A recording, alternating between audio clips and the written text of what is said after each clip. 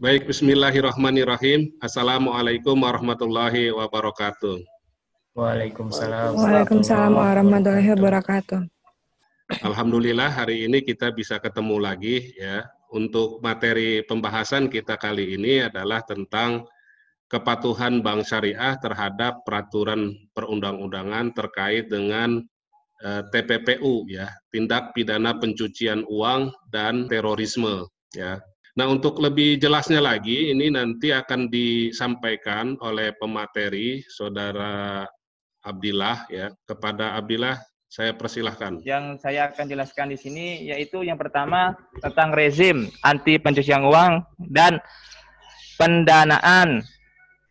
pencegahan pendanaan terorisme di Indonesia. Dan yang kedua itu tindak pidana pencucian uang dan tindak pidana terorisme.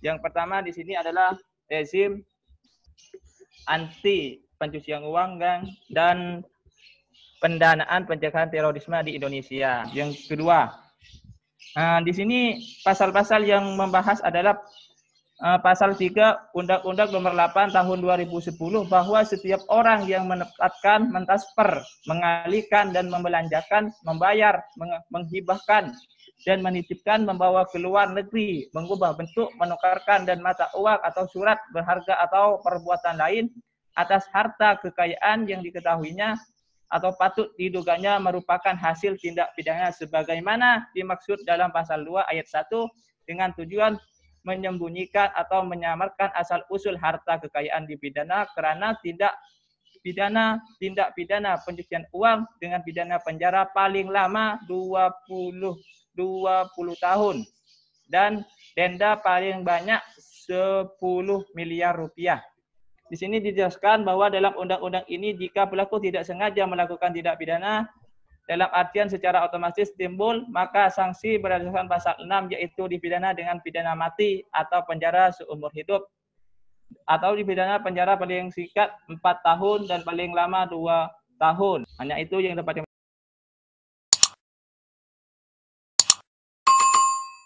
Saya bertanya mengenai transaksi di perbankan, yang mana sepengetahuan saya transaksi dengan minimal 500 juta itu harus melapor ke PPATK. Nah, untuk pelaporan seperti itu, bagaimana prosesnya gitu?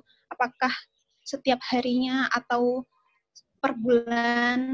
Mohon untuk pemateri dijelaskan. Pak, saya sedang meeting offline, jadi saya ini curi waktu keluar sebentar nih Pak, karena mungkin bisa bantu. Ya, silakan ya, Pak. Jadi setiap perusahaan bank gitu, itu biasanya mempunyai bagian khusus untuk membuat pelaporan.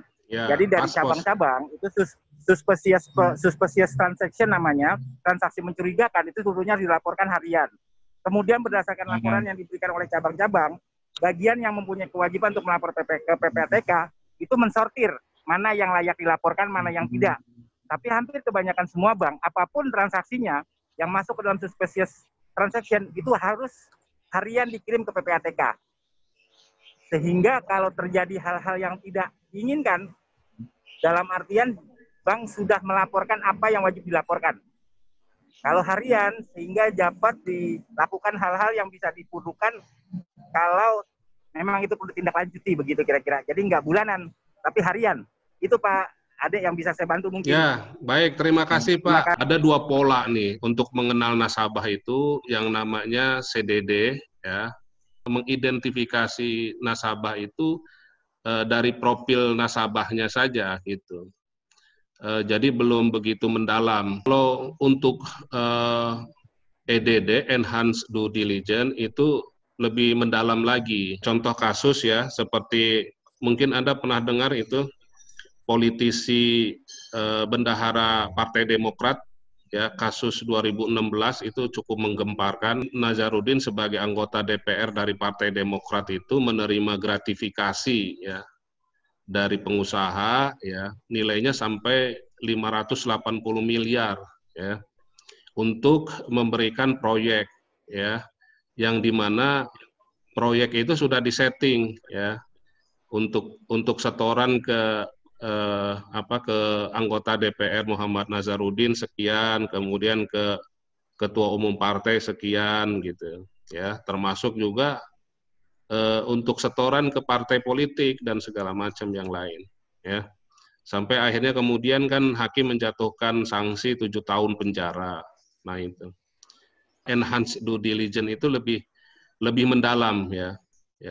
Sama seperti kayak Sekretaris Mahkamah Agung yang sekarang lagi diperiksa oleh KPK, itu kan melibatkan orang terdekatnya, istrinya, bahkan supirnya Royani, ya. Royani tahu ya, itu kan dipecat oleh Mahkamah Agung karena dia buron 48 hari dia tidak ngantor, karena dia diduga menerima penampungan dana hasil gratifikasi, ya. Jadi rekeningnya itu nggak sesuai dengan penghasilannya sebagai pegawai negeri golongan 2, ya. Dia hanya lulusan SMA golongan 2, harusnya kan paling gajinya paling banyak 4 juta gitu. Tapi di rekeningnya itu sampai miliaran, ya. Miliaran. Nah, rumahnya juga bagus. Nanti pegawai negeri itu memang nggak boleh rumahnya bagus. Ya. Nah, apa kaitannya dengan rejim tindak pidana pencucian uang atau TPPU dan terorisme ini? Kaitannya dengan kepatuhan bank, karena kan sudah dibentuk direktur kepatuhan itu sebagai task force untuk pencegahan tindak pidana pencucian uang. Nah itu kaitannya dengan itu.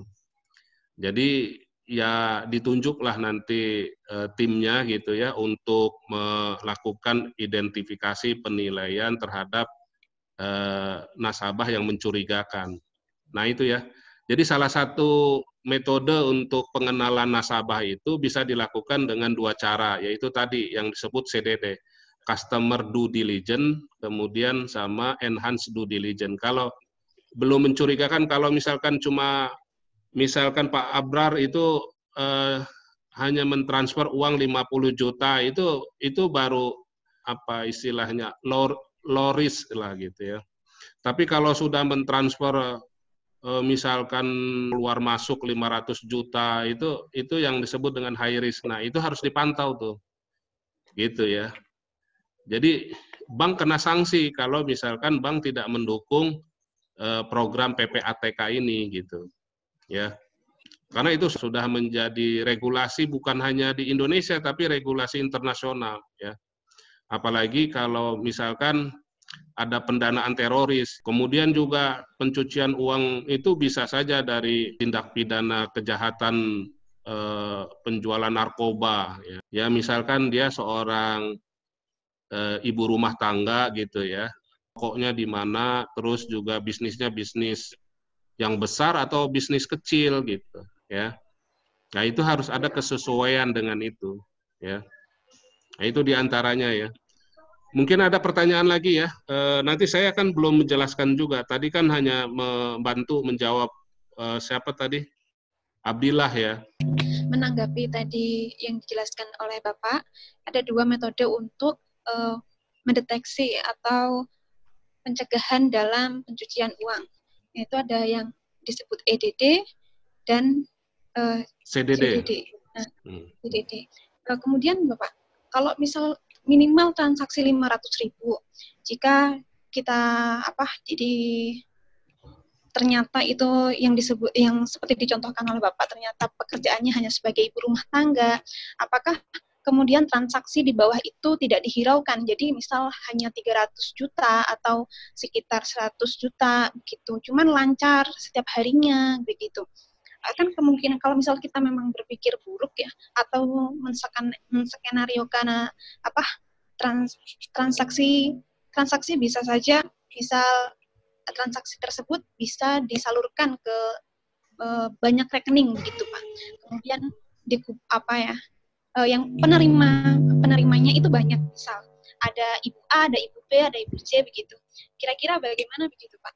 Apakah untuk transaksi-transaksi yang di bawah 500 juta kemudian tidak dihiraukan gitu?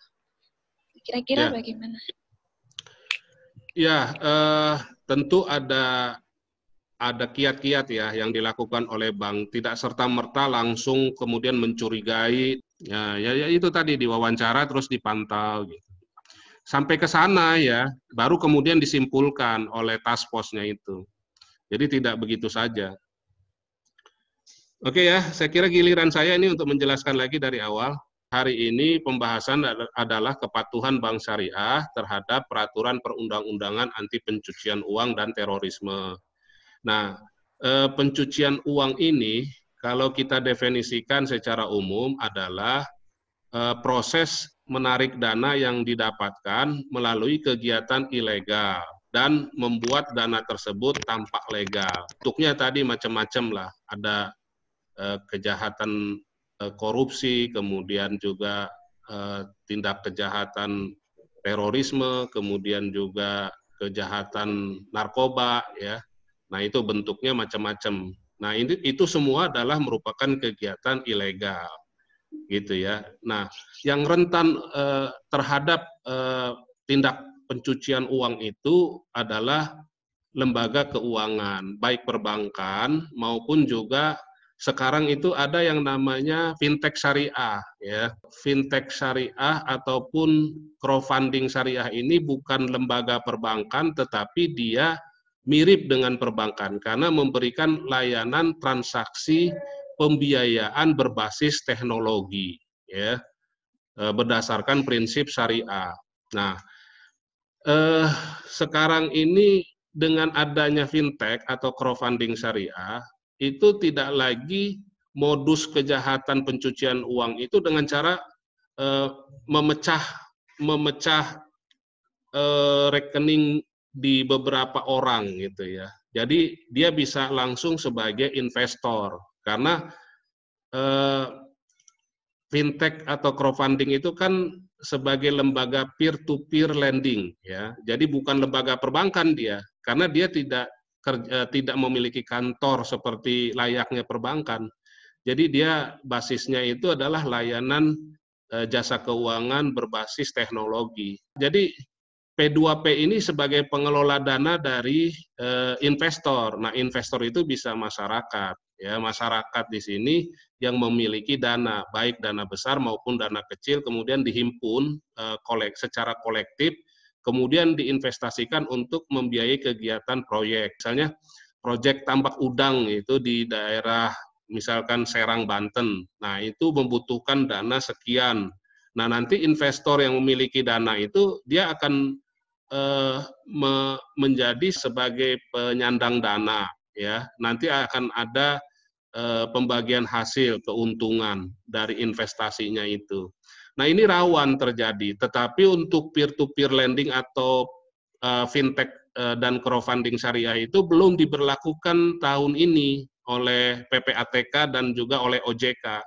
Kenapa? Karena ini kan baru berkembang ya. Jadi memberi kesempatan kepada peer-to-peer lending ini untuk berkembang terlebih dahulu. Barulah kemudian disyaratkan dan diwajibkan untuk mematuhi rejim anti pencucian uang ini gitu. Jadi baru berlaku 2021 nanti ya. Karena kan baru berkembang fintech syariah itu sejak 2017 dikeluarkannya peraturan nomor 18 dan 19 ya berdasarkan peraturan Bank Indonesia. Kemudian juga diatur oleh peraturan OJK nomor 12 tahun 2017 ya. Kemudian fatwa DSN MUI-nya juga baru keluarnya itu kan fatwa nomor 117 tahun 2018 tentang pembiayaan berbasis teknologi berdasarkan prinsip syariah. Nah ini, jadi baru ya, jadi belum diberlakukan untuk fintech ini. Nah ini kan rawan ya terjadinya pelanggaran seperti itu. Saya kira itu ya yang bisa disampaikan untuk pembahasan kita kali ini.